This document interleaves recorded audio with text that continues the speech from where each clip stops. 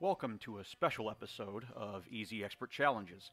I'm JC Locke, and today we're playing what I consider to be the most fun expert challenge. No champion? No problem. This one requires a spoiler warning before we get into it, because this seed is by far and away the most blessed seed I have ever encountered in this game. I front-loaded it for optimization as I do in this series, but from that point forward, the trail just gave me high roll after high roll to the point where in the hospital I honestly thought I dozed off while playing a couple times and was dreaming. If you want to experience this epic blessed seed for yourself, please pause the video and do so before continuing. I wouldn't want to ruin anyone else's good time. The seed, as noted in the thumbnail description and currently in front of your eyeballs, is TunerArchiveGraduate. Okay. Anyone still here? Or anyone come back? Well, this challenge can be a little tricky if you're playing it normally, but we're not here to play fair, we're here to optimize. To that end, you want to front load your favorite powerful rare unit, optimally one with a triggered ability. The specific odds are a bit difficult to calculate given what little knowledge we have about the ticket system in banner odds, but we do know the lowest parameter. The absolute minimum chance of seeing a specific rare unit is 2.8%. Odds that you never ever want to rely on in a run, but for purposes of reroll optimization, that number is absolutely fine.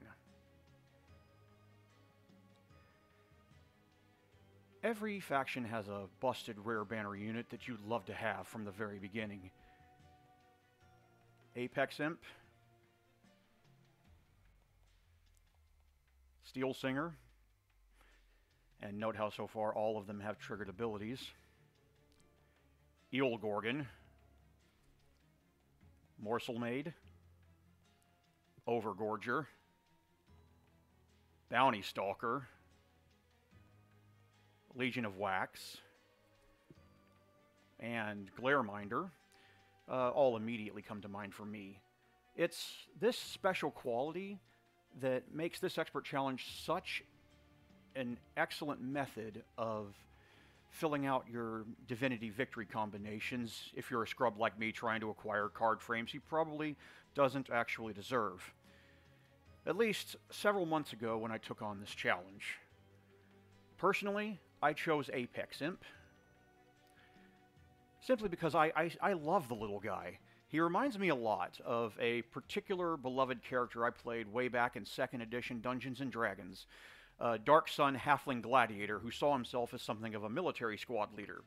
For those who have never had the pleasure and the horror of playing old school Dark Sun, let's just say their halflings are simply built different. I actually considered role-playing that character on this run to add some entertainment value to what is going to be a very, very high-rolly run, but I might actually do that another time as a pilot for like a role-play railroad or a plot train series or something. We'll see. Right now, my priority is easy expert challenges. Instead, to salvage the educational value of this run, let me talk a little bit on the subject of consistency and why you're going to see certain factions in this series more than others. Optimization exists as a function of consistency, and it can be defined very simply. Once we acquire the cards we want, the next step is to be able to consistently draw into them and have sufficient resources to play them. Certain factions are simply better at this than others. If I were to place each faction on a graph, where the x-axis represents power and the y-graph represents consistency, I would put Awoken right at the top left. Simply put, you just feel safe playing Awoken, but you're likely leaning on your support faction to clear floors. If you build your deck in a certain way, it is entirely possible to draw 10 cards every turn except the first, without picking a draw relic from the boss. This frees you up, particularly at Ring 3, for using that pick to problem solve if you find yourself short of consistency in space. The sheer fact that Root Seeds exists means you will be seeing a lot of Awoken in these optimized runs. Melting Remnant is a close second. The danger of burnout makes them far less consistent than Awoken, but the power that the faction brings is directly tied into consistency. Between artifacts, which are useful every single turn, and Reform, which adds options when needed, it should be noted that Remnant has the game's only unit tutors in the form of Molded and Wicked Blaze. For those unfamiliar with the term, a tutor is a card which searches your deck for a specific card. It is widely regarded as the most powerful type of card in practically any card game. It comes from Magic the Gathering's Demonic Tutor, part of their 1993 Alpha release. Hellhorned consistency comes from its very basic design. In short, all of the faction mechanics, imps, armor, rage, they all just play well together, meaning that Hellhorn card drafts will feature very few cards that are literally unplayable in the run. Of particular note here is Torch. If a deck is built around a useful self-ping, imps, revenge, whatever, then Torch manages to stay useful the entire run, allowing you to be more liberal with your removals, and, once again, adding more consistency to your deck. The strength of Stygian's consistency comes from the quality of its units.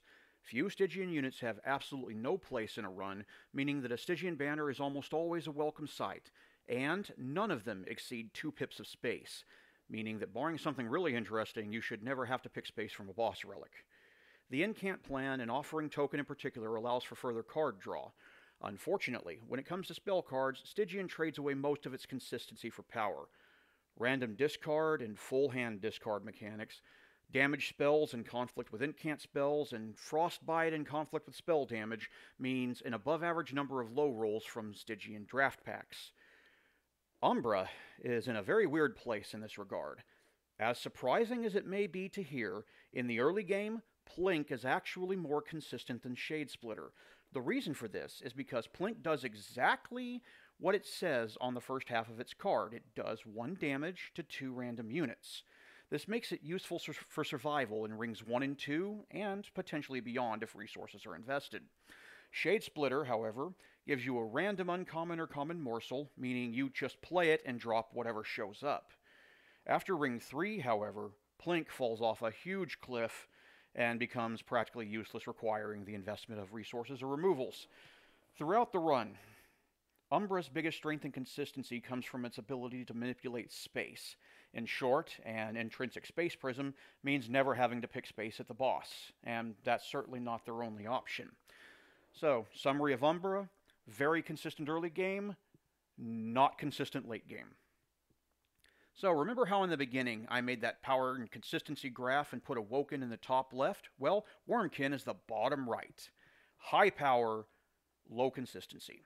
Infusion is the primary reason for this. This mechanic generates echoes and fuels practically every unit and spell in the faction, and adds a 2 in 3 chance on every draft the card you want is not infused, meaning that picking that card entails sacrificing echo generation.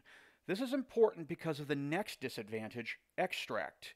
This adds another condition to the playability of a card. You must have sufficient Ember and sufficient Echoes to play it. Let's say you start with a pair of Echo Transfers in your starter deck and draw both of them turn 1 with no purple cards. You're now off to a terrible start in that fight. Add a lack of synergy between Etch and Reap and the wide variance of cost and space requirements in their units, and the only time you're likely to see Wormkin in this series is paired with Awoken, Remnant, or Hellhorned.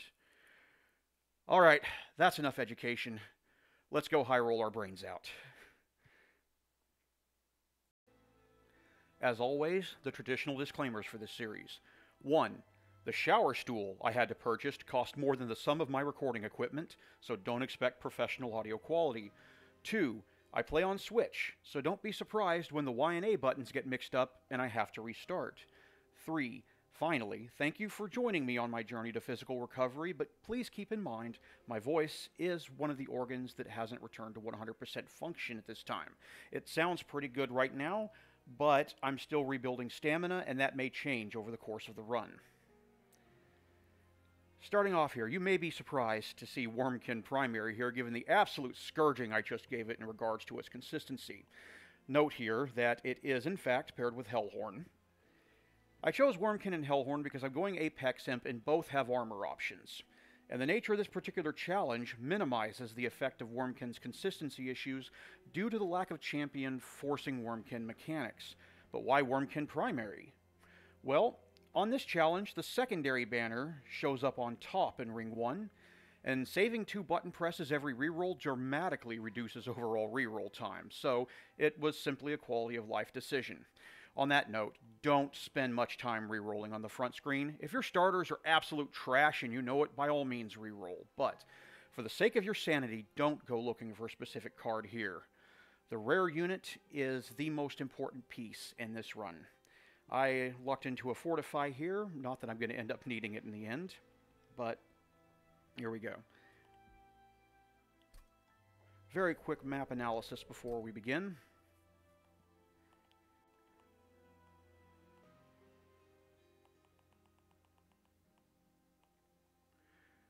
Note that Ring 6 is our last temple.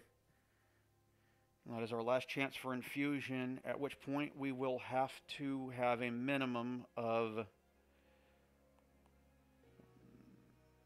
75 shards, or we're going to have to use one of our hell vents to shard up to 100.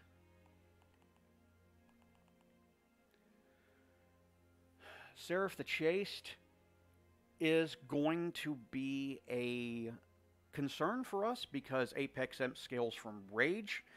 So we will need to know how to outscale her in that regard, but I don't think it's going to be an issue. Garbage Fell, very annoying. But if we happen to see a Sinner's Salve or means of actually using the garbage that's generated, so be it. I'm not going to worry too much about it. And Daedalus. What is this? This is double X Daedalus, double exploding Daedalus, double X Daddy. We should be generating enough armor by the time we hit Daedalus that even the double explosion should not be an issue. So, all right, Ring 2, Steel Hellhorned. Ring 3, Artifact or Hellvent Hellhorned. Ring 4,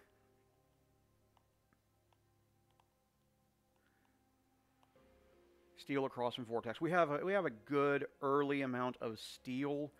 We're definitely going to be looking for multi-strike.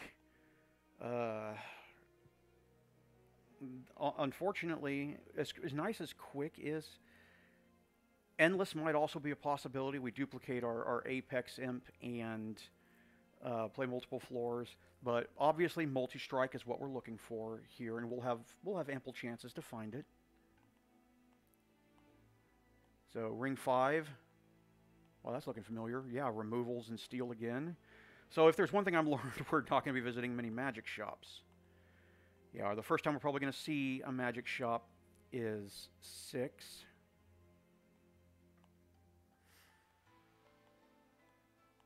And it's probably the way we're going to swing. Ring 7. One last chance for a steel shop in the unlikely event that we don't see multi-strike yet. And we are good here.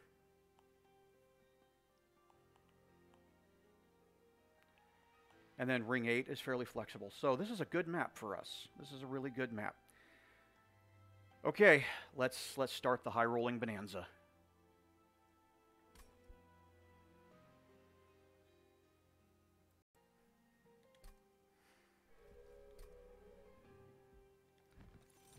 Here's our Apex Imp, purple for what it's worth. Genie, I offer you this blood sacrifice that all my wishes be granted. Genie, I wish for the best armor artifact in the game, Ring 1. I'm going to take some money because I definitely want to re-roll for multi-strike.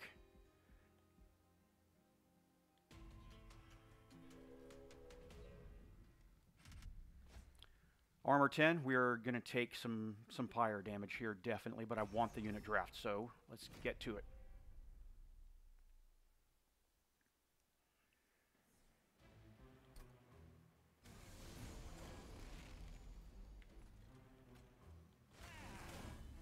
Apex Imp.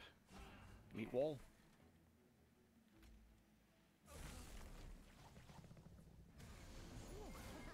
Collector showed up on the wrong floor. It's dead.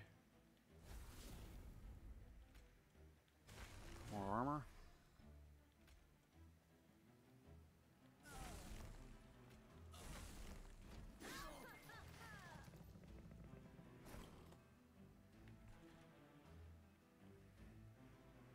I wish that had been an echo break. Well, it still wouldn't have been enough. Oh well. Erase him. Pump a little damage into that, and we'll take 2 pyre damage.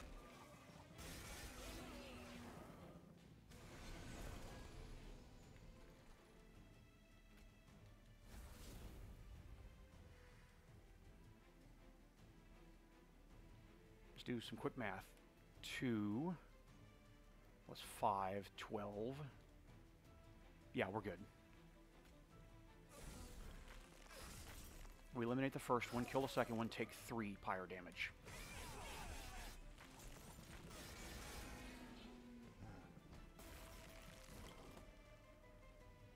I do not want to take any further pyre damage.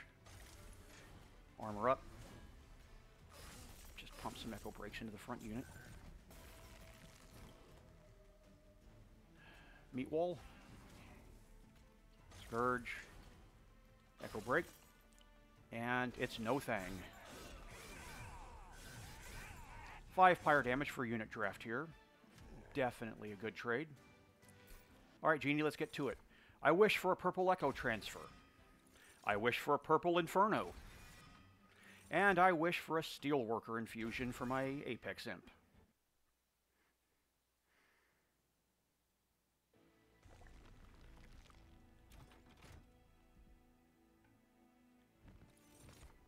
I wish for a Masked Psychopath to quadruple all my rage damage.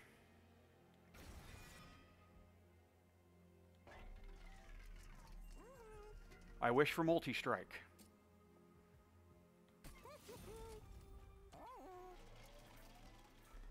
Let's go ahead and make our infusion now, because of course we do. Oh, on that note, I also wish for -2 for my Purple Inferno.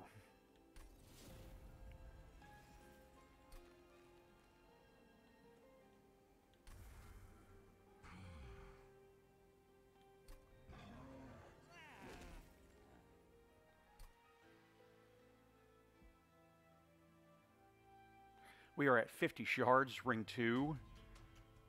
Ask me if I'm sweating. No, I am not sweating. We could easily take this, but why though? We're just going to dupe the imp and take a space, put all 3 of my units on the floor and call it a day. So there's no gain here, so no, we'll ignore this trial.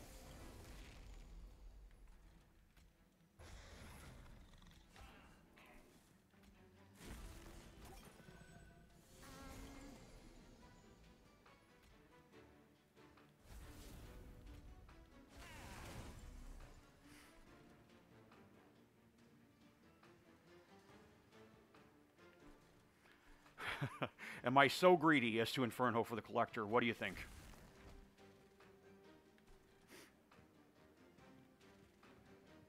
Yeah, let's go ahead and Echo Transfer here. There's no reason not to.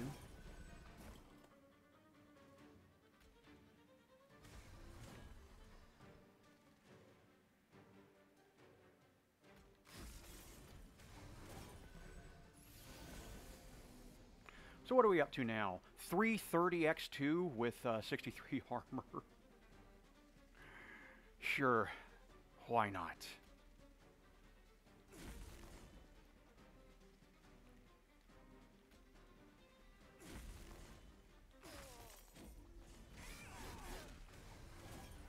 I believe we now qualify as utterly ridiculous, as opposed to simply mostly ridiculous.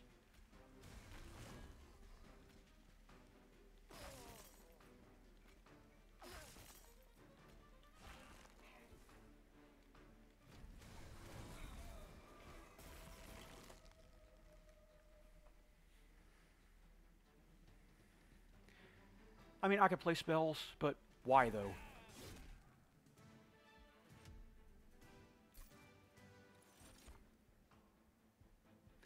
I wish for a purple Echo Infusion. I wish for a purple Fortify.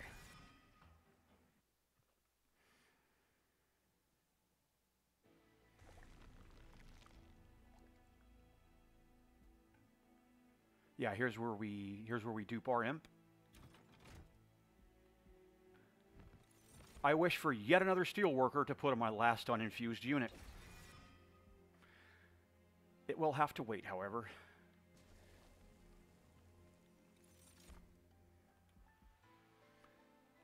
Shall we continue to be completely and utterly disrespectful here? I believe we do. No wish fulfillment here, but in case Divinity is certainly not bad. What's in the caverns?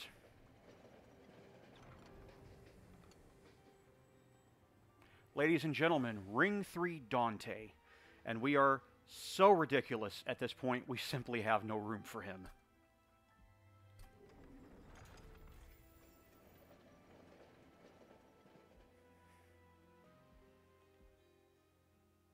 $80 shards into double X Daddy Daedalus.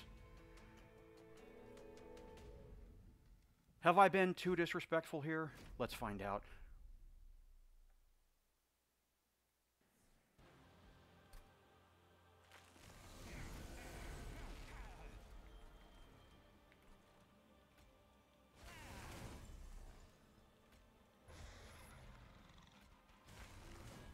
We're already at 145x2, round 1.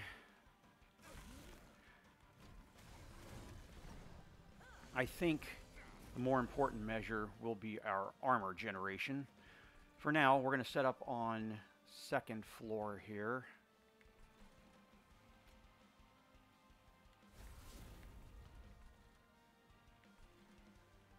Do some quick math. 3, 6, 16. Yeah. Steelworker survives with a meat wall sacrifice.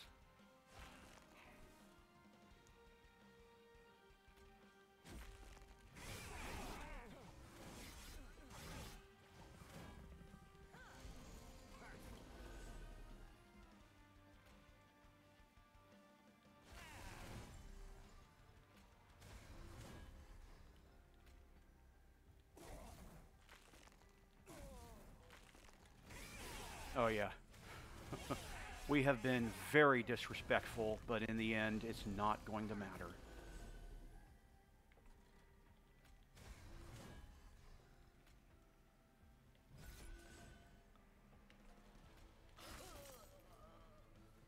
I don't know why I didn't play that earlier. Oh, well.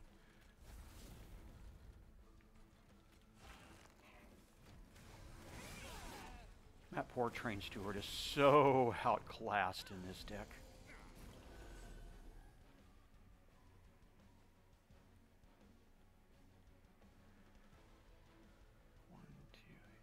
Yes, I can avoid the double exploding damage, and I shall do so. Daedalus, I acknowledge your existence.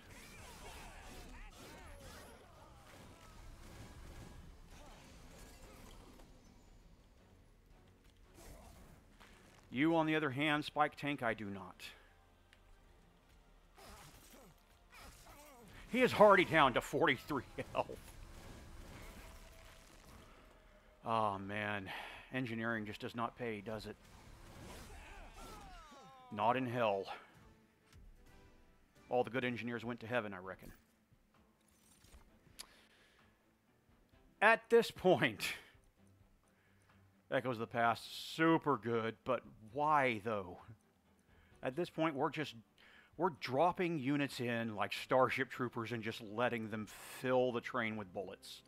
So, we're at 29 cards. I think at this point, we just start paring down. We absolutely do not need to go searching for any more power at this point. We do, however, need one more piece of space. So we'll take that.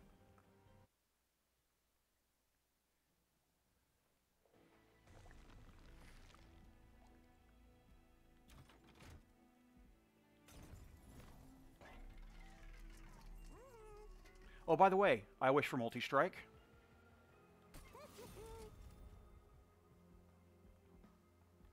I'm not sure what a reroll would show me here that I honestly care about.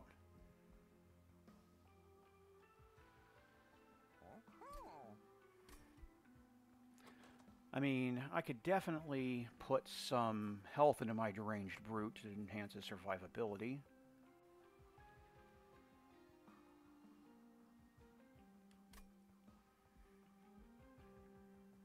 What am I spending my money on?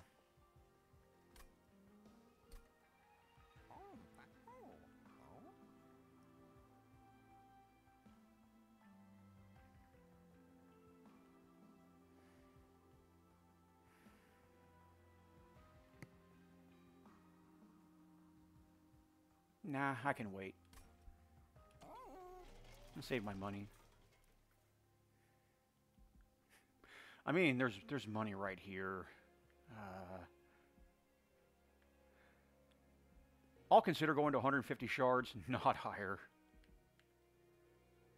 But I have another 25 coming up next ring. Plus whatever else. I don't think now is the time to be... Nah. Greed is, in the end, a vice. It is not a virtue. Let's not be greedy, especially since we just hit multi-strike 3 times in a row. Alright, now, let's send these poor train stewards home. So they don't have to watch the carnage from the window.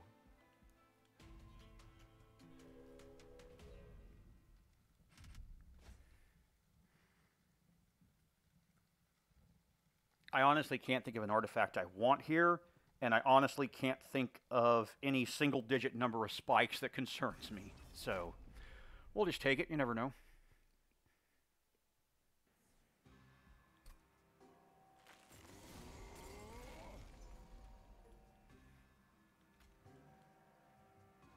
Put my multi-strike 1 in front. Multi-strike 2 mid. Go ahead and consume the Bounding Echo as though it does nothing.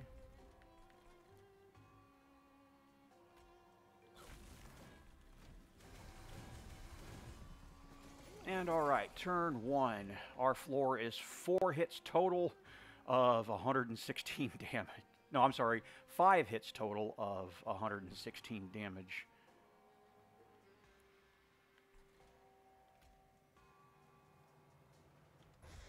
I stand corrected. Deranged brute, go brr. I cannot get the collector, so I am just going to remove the unnecessary steelworker from my redraw.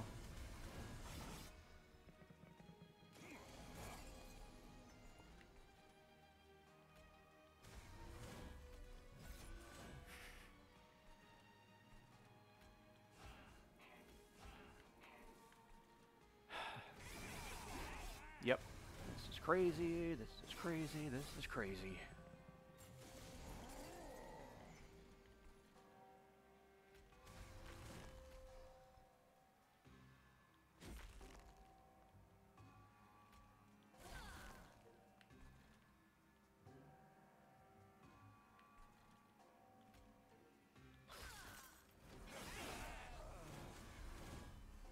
Numbers, numbers, numbers. Multiplicative effects.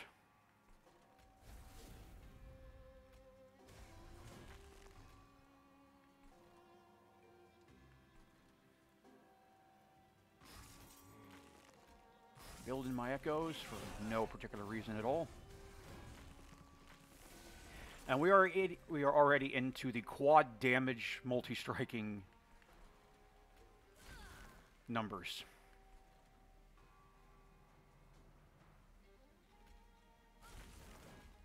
He almost dead, but it's not like he was long for this world anyway.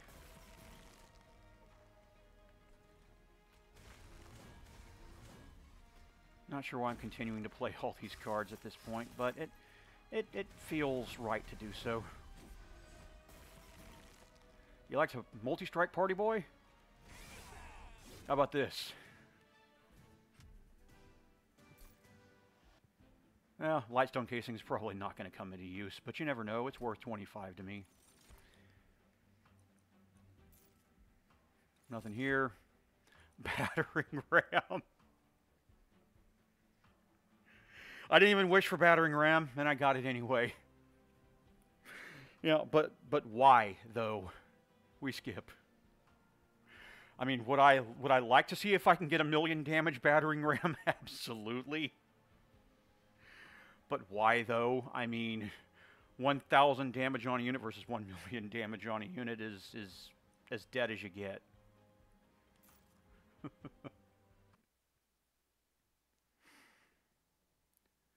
Oh boy.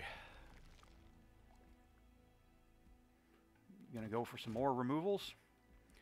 Let's go ahead and make our final infusion here. Get our steel worker into our deranged brute and see if we can't hit 5 digits on the damage number.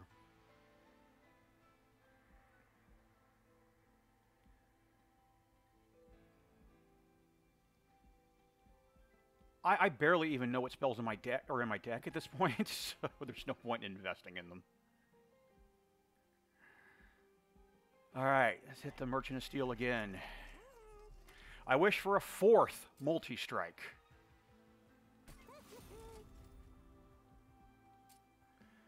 Get some health into my deranged brute, and let's not see another one of these shops again. So, a little more health in my deranged brute.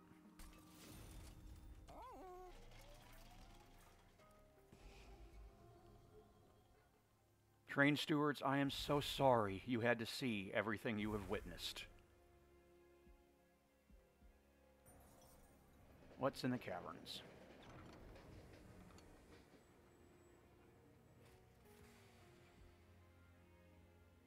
I would certainly describe myself on this run as aggressive. And, you know, like I said, I honestly don't remember what spells are in my deck at this point, so let's get aggressive. Why not?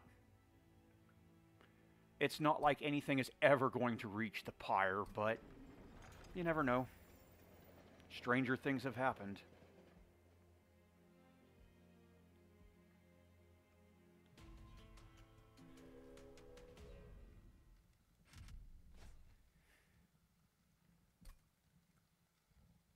Yeah, I might as well start saving up some money for this, for the final trinket shop. I'm swinging probably right for more removals here.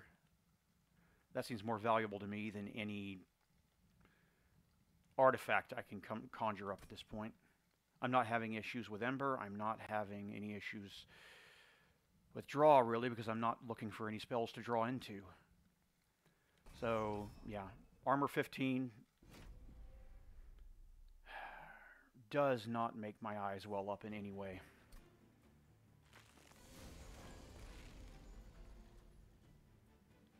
Brood in the back. They now both double multi-strike, so it doesn't matter which one goes up next.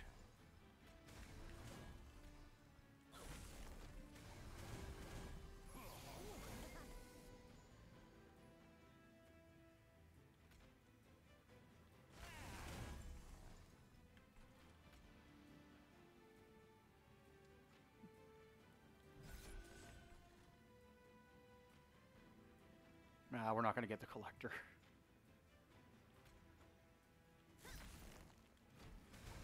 That's fine. What do we need to buy at this point?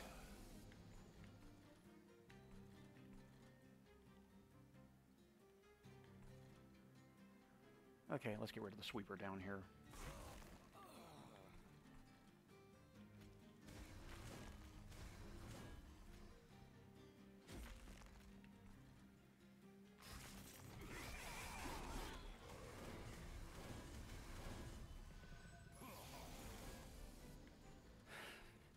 So much math.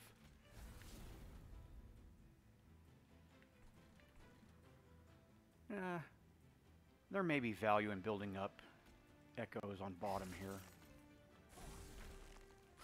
Probably not, but I mean, it's not like I have anything else to do at this point. My imps are doing all the work for me.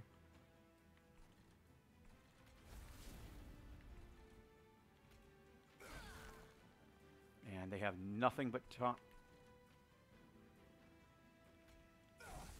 You, sir, are one heck of a survivor. Were you even sharded? I really can't tell from this position. It doesn't look like it. Nonetheless, I salute you.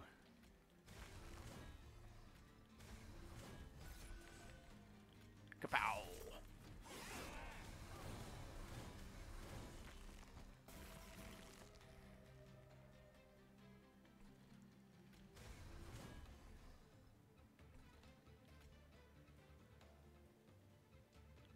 Ka-chunk. Plink.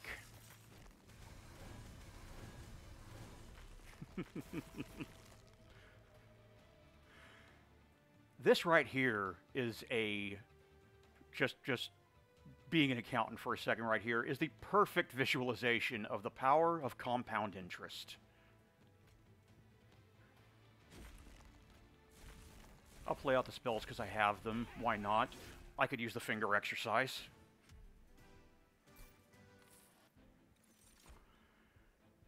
Why though? But why, though?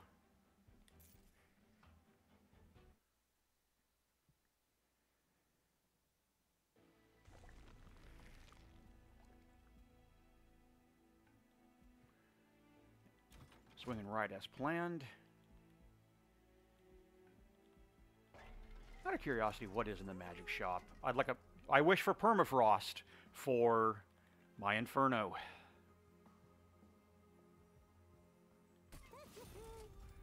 And just because we are that ridiculous, I wish for a free permafrosted Inferno. Why not? Okay.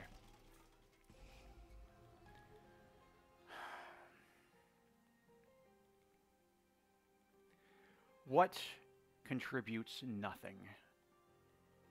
Bounding Echoes barely contribute, but they consume and get out the way. Echo Break barely contributes. They contribute. They contribute. That definitely contributes.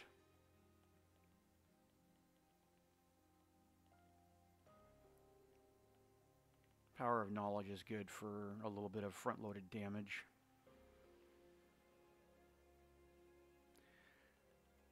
I think the call here is, since they fulfill pretty much the exact same purpose, one torch. And now Echo Break grows, whereas torch does not. Let's start removing torches first. What's in the temple?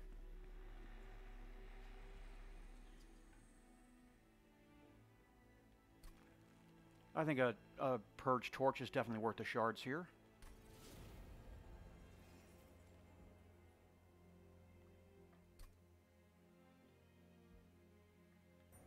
And let's take a peek in the caverns. So let's talk about my luck for a moment. I, for whatever reason, am stupidly unlucky when it comes to finding build a card.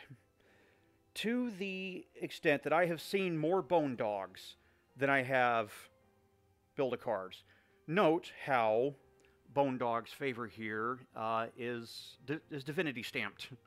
It has accompanied me on many runs, and to be perfectly frank, my daughter squeals out every time he shows up. So he's 99 times out of 100 just a snap pick for me. However, nothing is ever going to touch my pyre. So why though?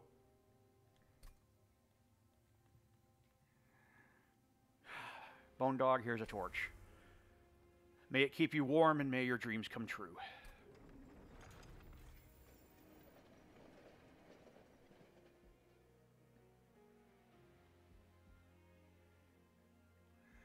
I think we've done everything we need and or want to do. Yeah, here is the next question. Am I cheeky enough to play bottom? It depends on my opening hand.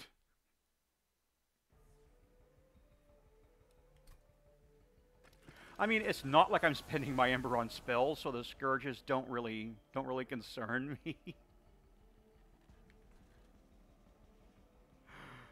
Oh man.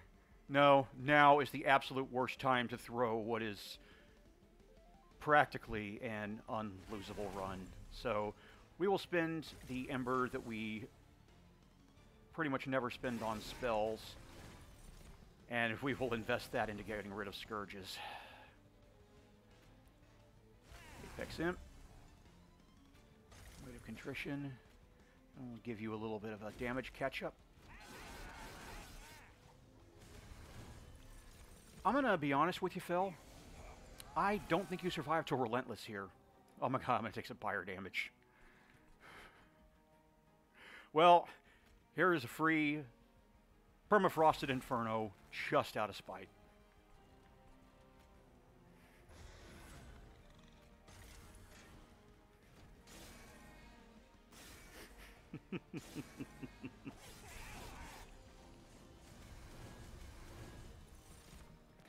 I'm not sure if Phil does Phil survive now? No, he does not. Let's just be merciful and end it.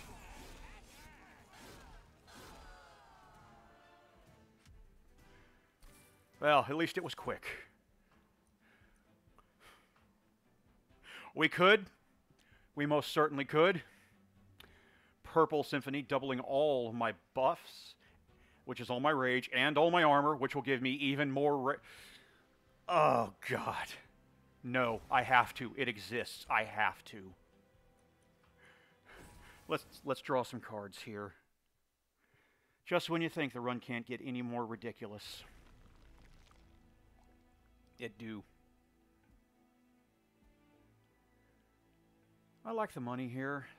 Steel is worthless to me. There's a Caverns. What the bejesus do I duplicate here from a Hellvent?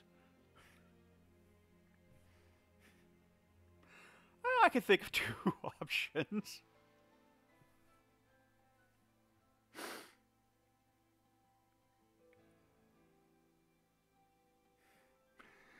Nah.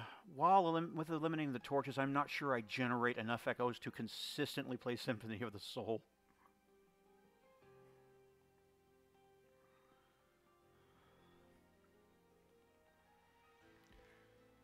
Yeah, so Hellvent is... on this side, we have Steel worthless to me and Hellvent practically worthless to me. This side, however, does have the removals, and that is unquestionable value. So, funny thing now. Now that I have Symphony of the Soul, and I have been so blessed with purple cards, I think Power of Knowledge has far outlived its usefulness. That is shot number one. This torch is going to purge itself.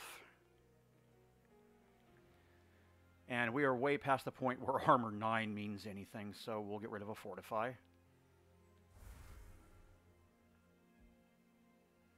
Neat.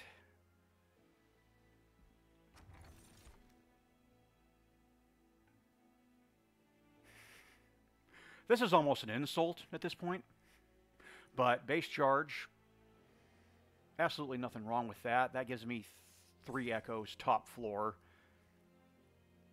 I can use echoes.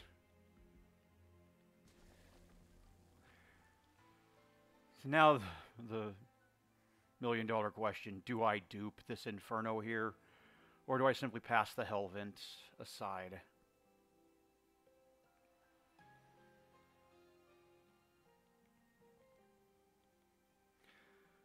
There comes a point, I think, when you start to question your own sanity, and I'm starting to reach that point. So I'm going to break the inviolable rule of Monster Train and not use my Hellvent. What's coming up next? Steel is opposite my Vortex. I mean, it's probably Vortex again. That's money. But once again, why though? What am I looking to buy? Are we not ridiculous enough already? Instead, let's see just how fast we can kill Divinity and lay low on the shards. I'm definitely going to take the 15 here.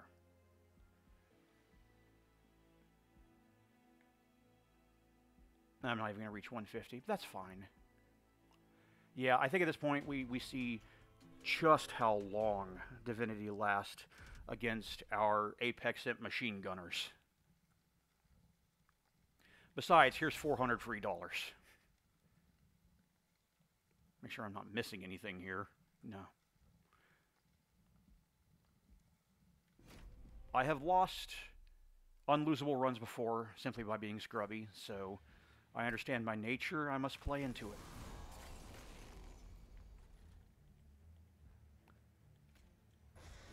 Brute. Imp.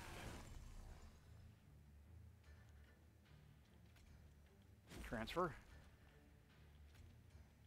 Let me start putting a little bit of damage into you.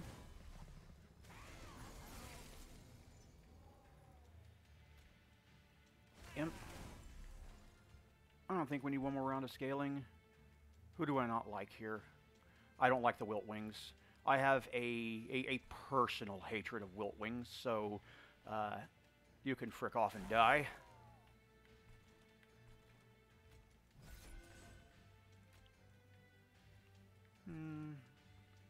Does this bring any value to mid? Yeah, sure, why not?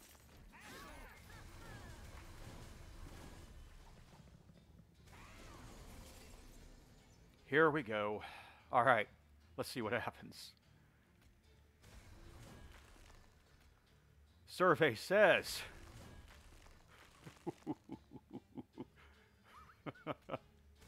Oh boy, so ridiculous.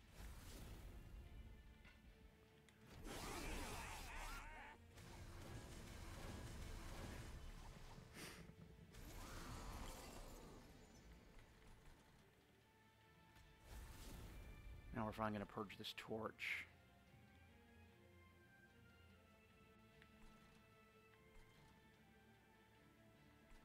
Who gets the honor of purging my torch? Mr. Wiltwings does. Because he exists.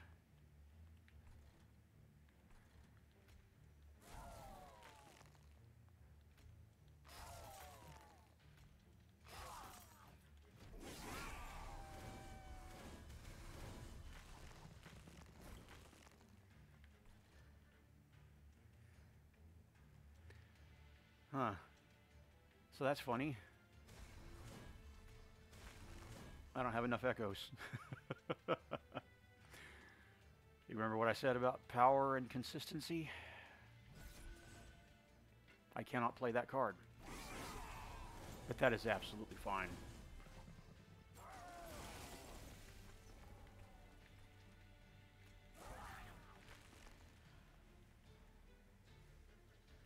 I can play cards, but why though?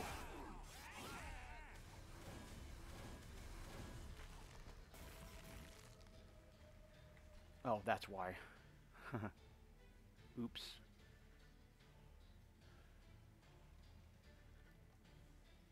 Bummer. Oh well.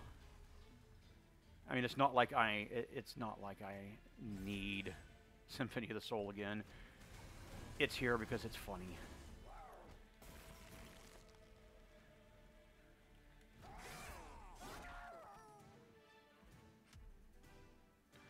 Now, I called them machine gun imps. That really isn't accurate. They're more like... Man, they really want me to do it, don't they? They're more like heavy artillery imps at this point. Just shelling the top floor all over the place.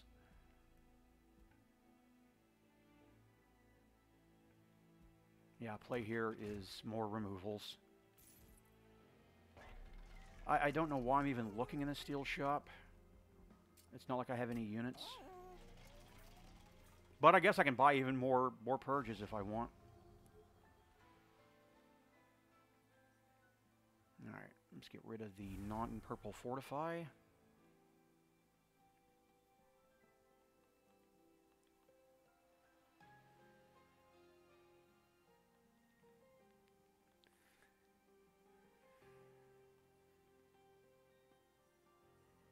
And yeah, Bounding Echoes doesn't actually do anything for me at this point.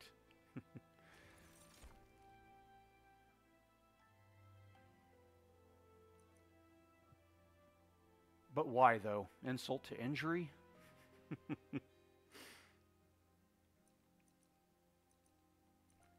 And yet, it's still more valuable than anything else here.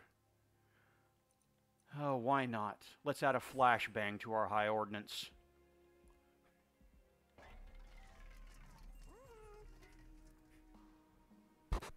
Why? You know what? Yes, let's go for 5-digit damage. I wish for double rage on top of the already multiplicative rage I have. Does armor 5 matter? Is it armor 5 or armor 9? I don't actually know. I guess I'll find out. But yeah, sure. If we're gonna be ridiculous, let's commit to ridiculousness. Yeah, none of that makes sense.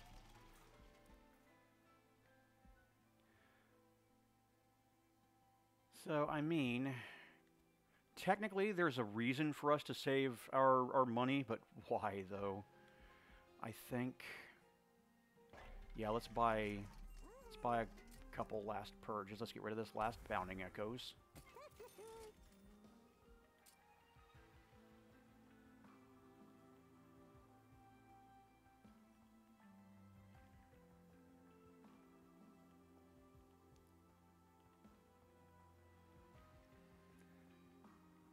And I think that's it.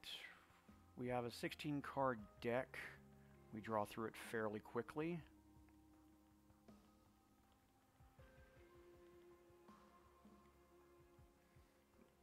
All my spells are purple.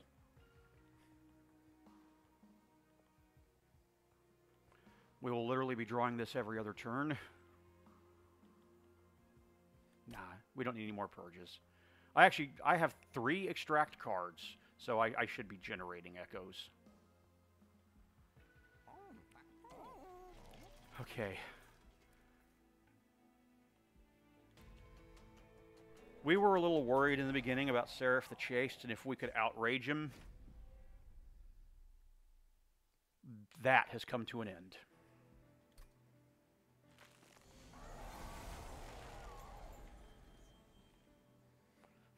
No Apex Imp turn 1. That is actually, that does not make me happy.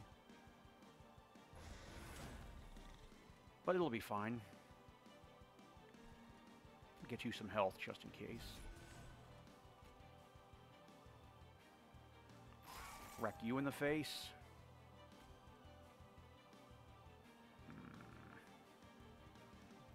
Not that that 15 armor is going to matter in any way, shape, or form.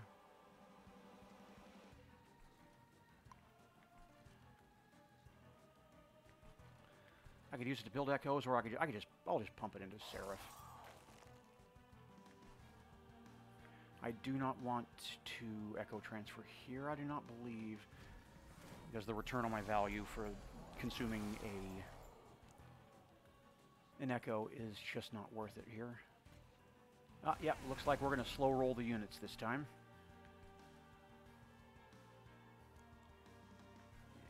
You, Ember Drain, you're sharded up and harvested. I do not like Ember Drain. You can frick off and die there. Almost. Dang, I wonder if there's any way I can get you dead before you hit me. Oh well. Let's kill you off so I can hit Seraph directly in the face. Ah, man, Seraph, just wait till my friend shows up.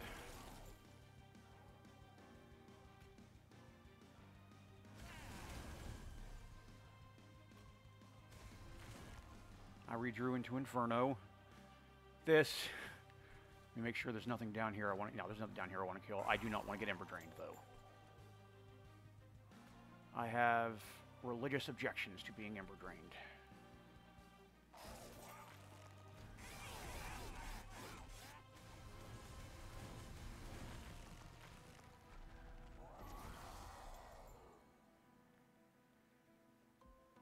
Alright, I did not draw into what I wanted to, so Seraph lives here.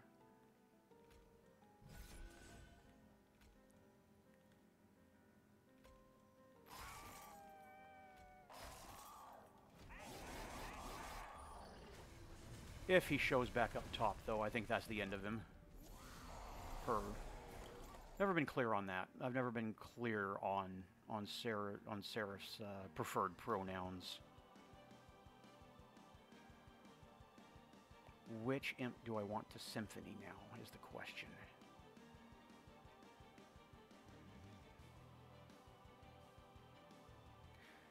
I think it's front, if no other reason, for armor. So yeah. What do I need armor for? Everybody's dazed. I forgot about that.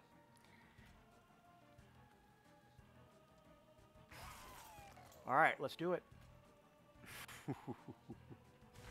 So good. So good. And with the return I get from Echo Transfer, I think it's good to just pass it here and keep the echoes.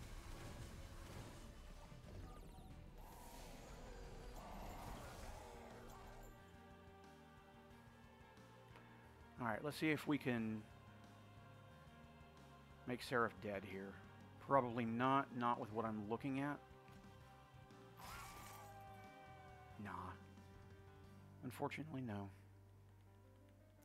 We'll just have to kill Seraph, honestly. A little bit of a surprise, I will admit.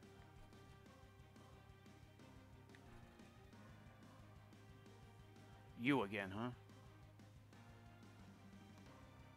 You again. And you're sharded up this time. So you know what? I am going to invest a couple Echo Breaks in you, in the unlikely event that I see double Inferno. I keep forgetting he's going to be dazed when he gets up there. I have absolutely nothing to worry about. Now just consider it an exercise in keeping my mind active.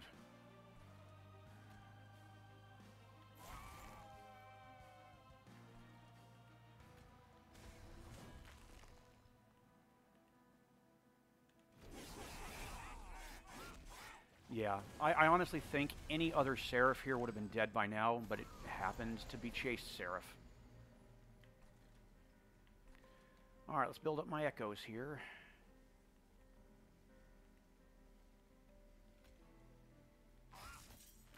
Oh, I didn't know I still had a torch. Interesting. I ought to purge that, maybe. Alright, it's time. Indeed. Nah, it doesn't look like we will be hitting 5-digit damage numbers here. Actually, no. How many times have I been cut in half? No, it is... Now, here's the real question. Will I hit 5-digit damage numbers before I kill Divinity? That's the real question here.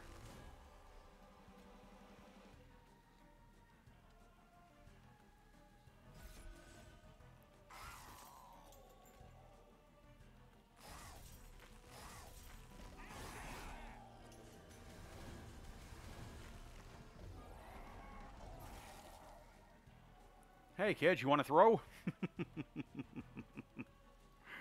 No, I do not wish to throw. I will push the Y button here.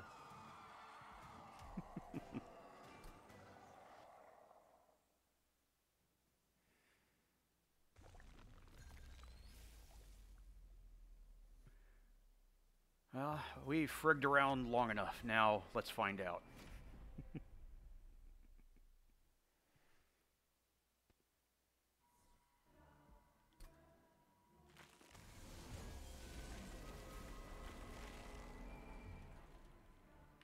And the gang's all here already.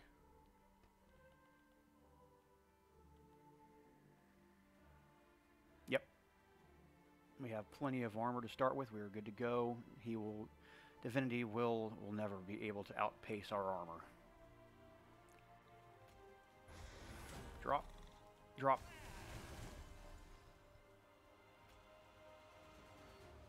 Drop. And turn 1, we are already doing 4 digits worth of damage to him. Yeah, there's no chance of Divinity surviving long enough for us to reach 5 digits of damage like we are trying to do.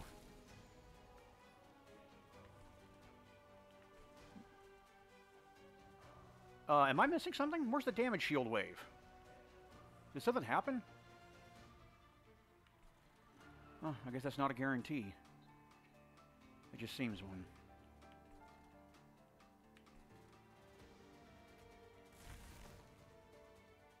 Regardless.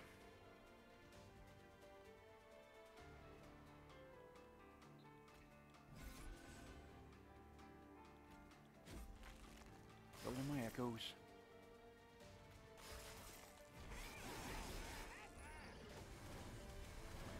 Yeah, and Divinity dies before a unit reaches my floor.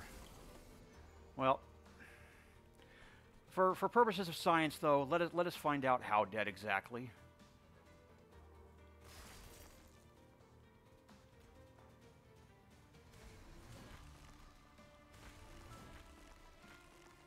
So dead. So very dead. Well, thank you for enjoying, and thank you for joining me.